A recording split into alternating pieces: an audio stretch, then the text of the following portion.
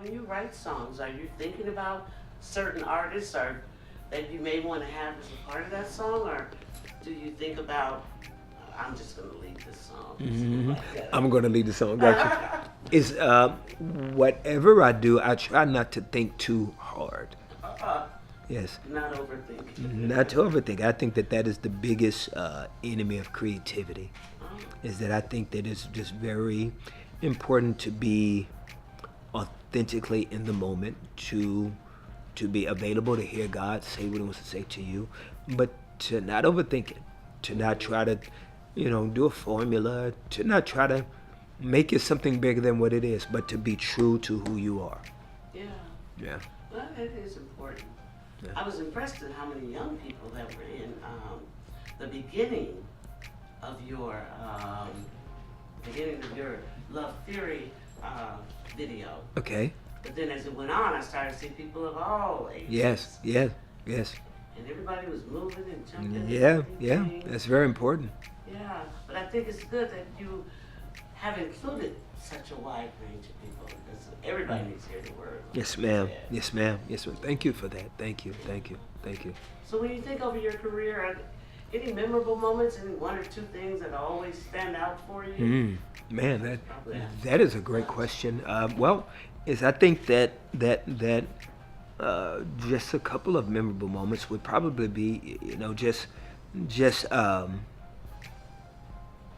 having an opportunity to have a vision like a tour, to be able to see gospel music in the same venues that mainstream music has been in. And back in 96, 97, I had an idea of wanting to tour, and I had a good friend that was a promoter at the time, and told him that I really believed that the gospel music could tour and that it could do what other tours have done. And so I had a tour idea, and I reached out to Fred Hammond and to Yolanda Adams, and we really did the first ever kind of big scale gospel tour called the Tour of Life, and that was in 1996, and it really kind of opened up the doors for this whole idea of like gospel music being able to live in venues outside of the church, and that was big.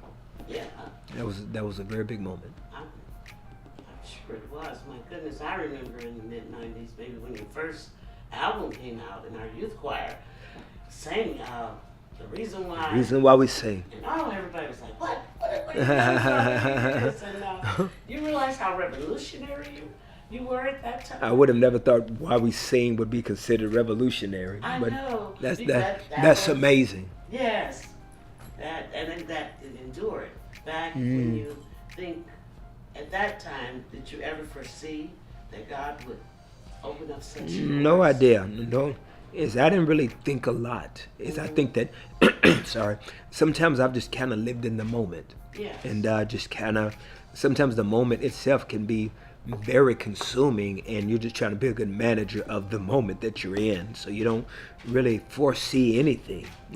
And that can not always be good, but that's a lot of what I've done to my career, because there was no blueprint, there was no plan. It was just there, and it was doing what it was doing, and I was just trying to follow behind to see what I needed to do. Like, I really followed whatever God allowed and tried to catch up.